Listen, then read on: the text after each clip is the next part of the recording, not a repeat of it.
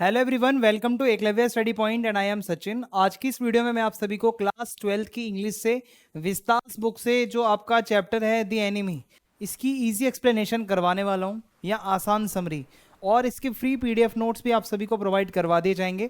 तो चलिए वीडियो को आगे बढ़ाते हैं। अगर आपकी कोई क्वेरी है या अगर आपको कुछ भी पूछना हो तो आप मुझे इंस्टाग्राम पे मैसेज करके पूछ सकते हैं। मेरा यूज़र नेम आप सभी के सामने लिखा हुआ है। और अगर आपको हमारे फ्री पीडीएफ नोट्स डाउनलोड करने हैं तो आप टेलीग्राम ऐप को डाउनलोड करें और टेलीग्राम पे आपको सर्च मारना है क्लास 12 ESP न्यू ग्रुप। ठीक है, ये आप सर्च करेंगे तो यहाँ पे आपको सारे नोट्स टाइम टू टाइम मिलते रहेंगे। तो अब हम चलते हैं अपने इंट्रोडक्शन की तरफ। The story is set during world war second in Japan. So आज जो हमारा चैप्टर है द एनिमी, ये वर्ल्ड वॉर सेकेंड की कहानी है और जापान की कहानी है, क्योंकि आपको पता है जापान और अमेरिका बहुत बड़े दुश्मन थे वर्ल्ड वॉर सेकेंड में। एक इस कहानी में मेन कैरेक्टर जो है वो एक डॉक्टर का है, जिसका नाम है कि ये जैपनीज डॉक्टर है, सर्जन है, डॉक्टर सदाओ होकी। और वो बहुत ज़्यादा दुविधा में फंस जाता है जब उसके घर के आगे एक बेहोशी की हालत में अमेरिकन सोल्जर उसे जख्मी हालत में मिलता है। तो वो कंफ्यूज हो जाता है कि एज अ डॉक्टर क्या मुझे इसकी जान बचानी चाहिए या एज अ जैपनीज मुझे इसे पुलिस के हवाले कर देना चाहिए, क्योंकि ये अमेरिकन है और मेरे घर के पास में मतलब रेंगता हुआ दिख रहा है, क्योंकि वो प्रिजनर ऑफ वॉर है। उसको कैद कर लिया हो गया, मतलब कैद कर लिया होगा और वहां से फिर वो कैद से छूटकर भाग गया होगा जख्मी होकर।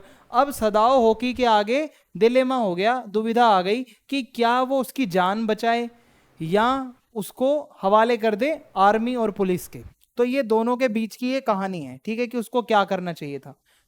जैसा कि मैंने आपको बताया, प्रिजनर ऑफ वॉर यानी कि जापान की आर्मी ने उसको कैद कर लिया होगा और वो कैद से भाग गया होगा और वो बहुत ज़्यादा जख्मी था, बुलेट वगैरह लगी हुई थी, और डॉक्टर सदाओ होकी के घर के बाहर गिरा हुआ था, रेंगता हुआ आ रहा था।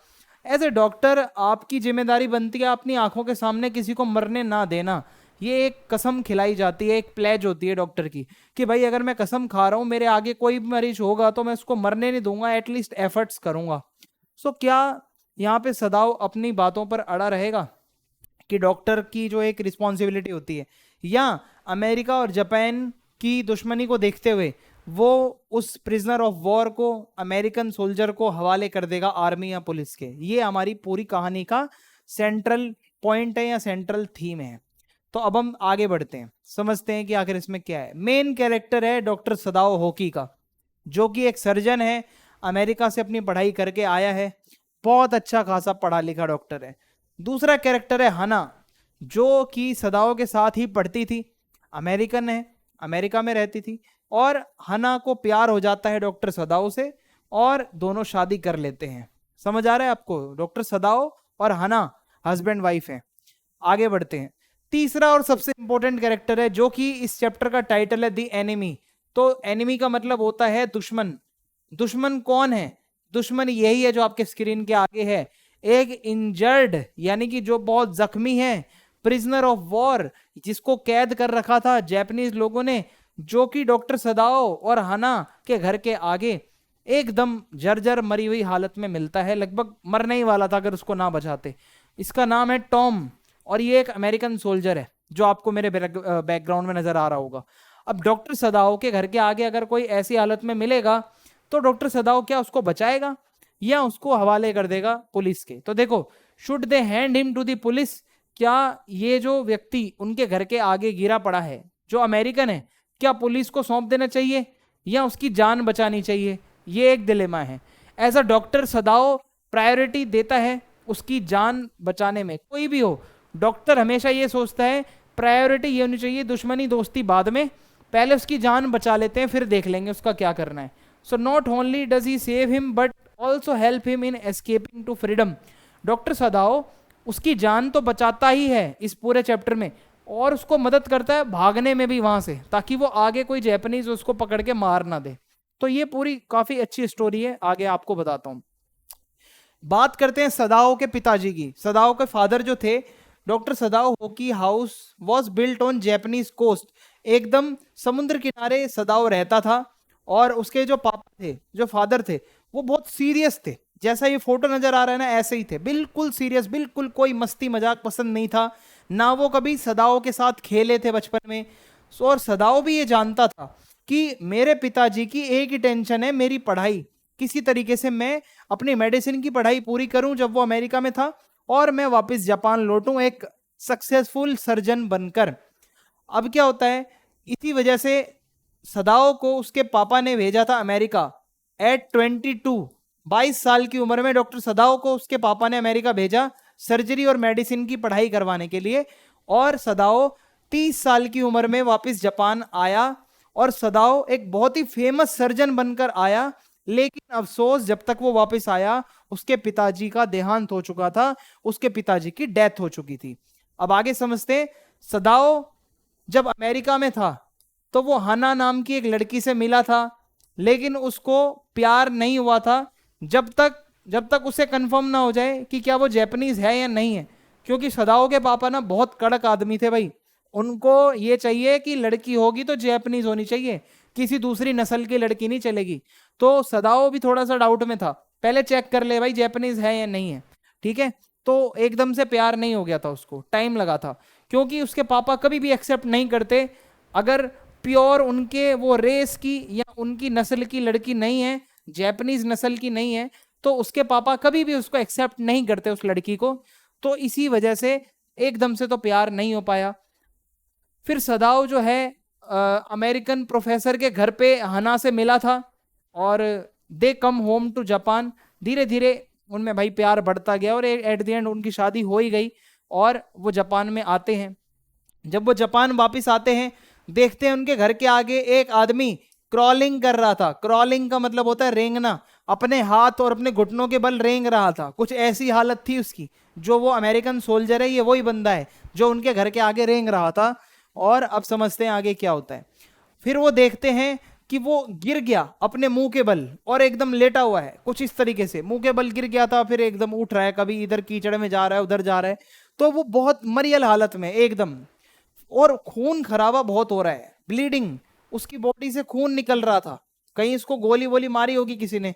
और वो अपने उस जख्म को, जैसे काई होती है तो वो पानी से काई निकाल के और उससे अपने जख्म को भर रहा था किसी तरीके से। सी मॉस, सी मॉस का मतलब होता है काई, तो जो काई वगैरह होती है ग्रीन ग्रीन, उसको निकाल कर और वो लगा रहा था अपने जख्मों पर, जहां जहां भी उसको जख्म थे वो कोशिश कर रहा था खून रुक जाए।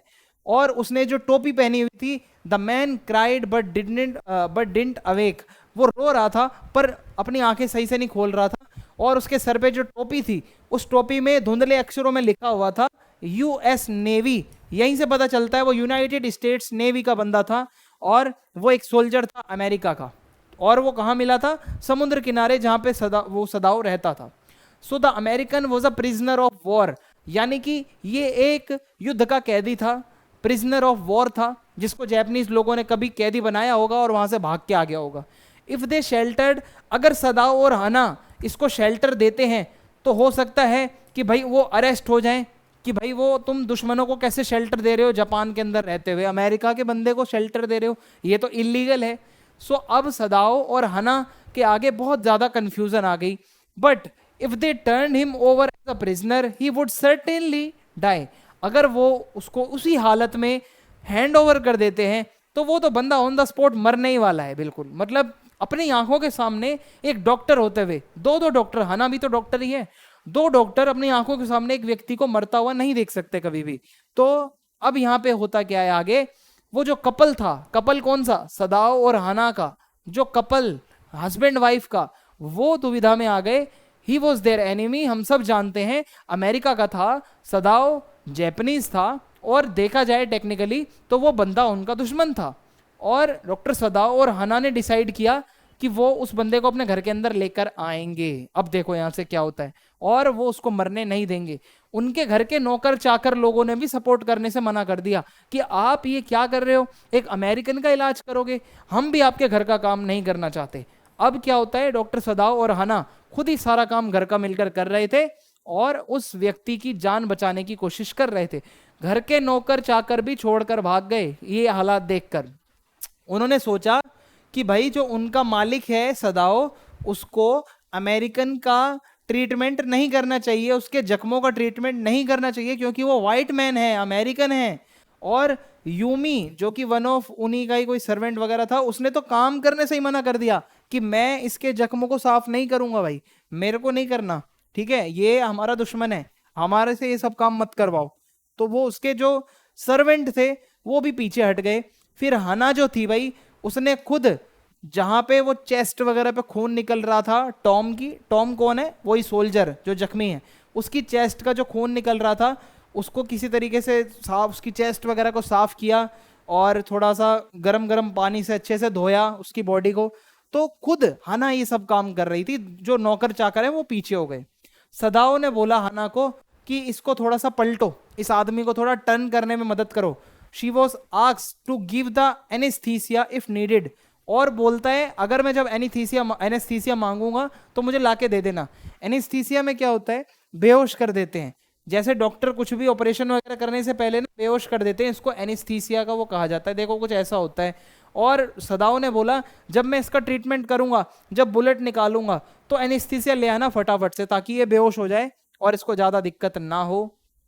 और वो गोली अभी भी उसके शरीर के अंदर थी।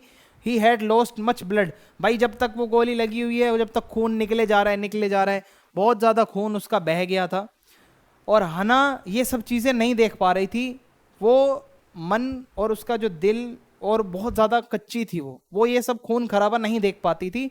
तो उसने आज तक कोई ऑपरेशन नहीं देखा था, तो वो वहां से कमरे से बाहर निकलकर भाग गई। उसने आज तक ऐसा नजारा कभी नहीं देखा था। हना अभी तक हेल्प कर रही थी, पर इतना सारा खून देखकर वो चली गई। फिर वो वापस आई, एक बोतल लेकर आई, कुछ कॉटन कुछ रुई वगैरह लेकर आई।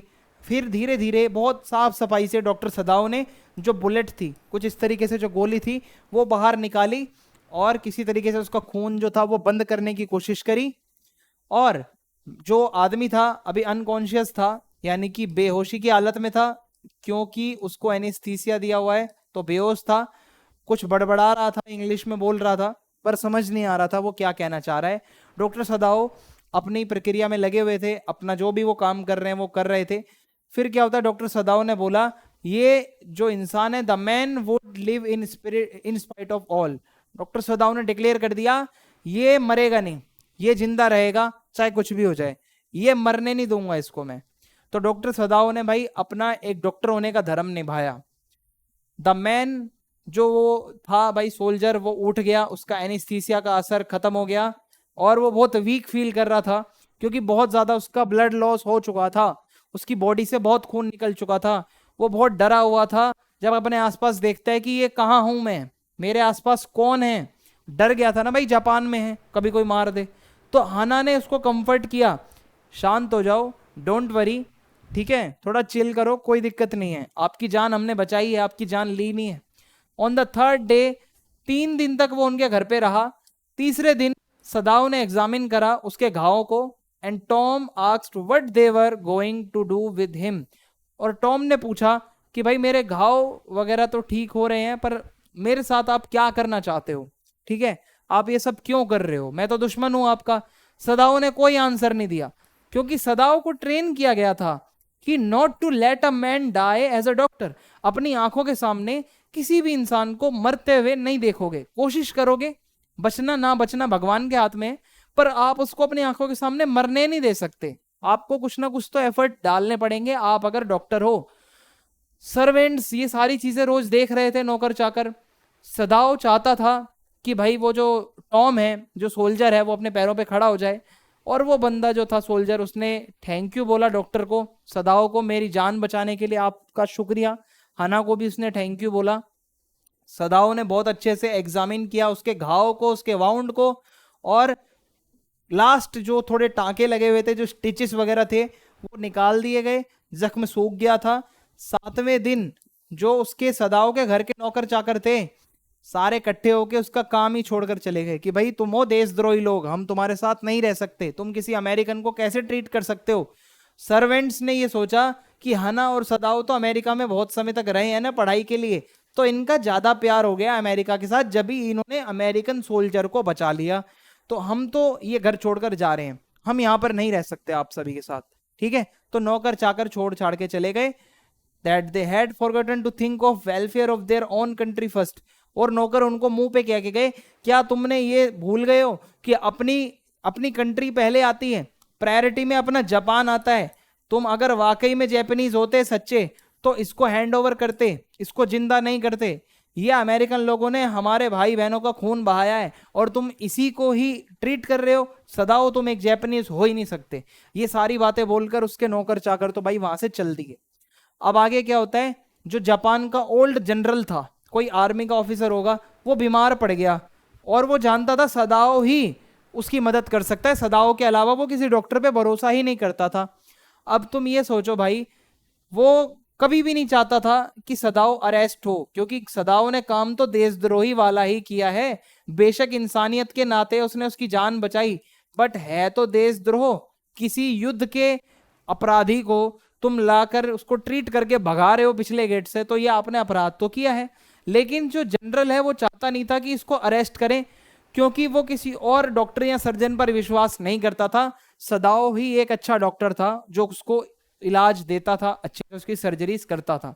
सो जनरल का एक प्लान बना कि वो क्या करेगा, कुछ गुंडे बुलाएगा और ये जो अमेरिकन बंदा है इसको मरवाएगा, इसको असैसियंस बुलाएगा मतलब, और इसको मरवा देगा गोली वोली चलवा के शांति से। So he had his own private assassins, उसके खुद के कुछ गुंडे थे जिनको वो ऑर्डर देते ही कभी भी उड़ा देगा किसी को भी। भाई किसी को भी काट पीट के वो मार देंगे, पता भी नहीं चलेगा कि कहाँ और कैसे मारा है। तो उसने बोला मैं अपने 2 गुंडे भेजूंगा रात में कभी भी। सदाओ यही सोचता रहा कि यार ऐसे तो ये मरवा देगा, मेरी इतनी मेहनत है इसकी लाइफ को बचाने में, इसको मरने नहीं दे सकता। So the general had told Sadao that his private assassins would kill the prisoner any night. Sadao को जनरल ने क्लियर भाषा में बोल दिया, सुनो सदाओ, मेरे गुंडे कभी भी तुम्हारे इस प्रिजनर को मार सकते हैं किसी भी रात, तो आप थोड़े चौकन्ने रहना। होता क्या है, सदाओ 2 रातों तक सो नहीं पाया भाई, कि कभी वो गुंडे आ जाएं और मार के चले जाएं। पर वो गुंडे तो आए ही नहीं। अब वो गुंडे आए क्यों नहीं, अब वो जनरल जो था वो भूल गया, बीमार हो गया था, वो भेजना ही भूल गया गुंडों को। फाइनली सदाओ ने डिसाइड करा कि मैं अब इसको भगाने में मदद करूंगा, यानी कि जो सोल्जर है ठीक कर दिया है उसने, उसका घाव सुखा दिया है, अब कोशिश करता हूं उसको भगा दूं कहीं से मैं। तो सदाओ बोलता है अपनी जो नाव है वो किनारे ले जाता हूं और कुछ खाना कपड़े एक्स्ट्रा डालकर इसको भेज देता हूं, बेचारा बच जाएगा। और नाव में बिठा दिया उसको। और अब आगे क्या होता है, सदाओ ने बोला कि आप जो है कि वहां पे Sadao asked Tom to row to the little island, जो एक आइलैंड है छोटा सा, वहां पे चले जाओ। और सदाओ ने सारी नेसेसरी जो इंस्ट्रक्शंस थी, जो खाना था, जो कपड़े थे, वो दे दिए उसको, टॉम को। और सदाओ ने उसको वार्निंग दे दी, किसी भी नाव की मदद मत ले लियो गलती से भी, कभी पता चले जापान की आर्मी हो और तुझे वो उठा के ले जाए।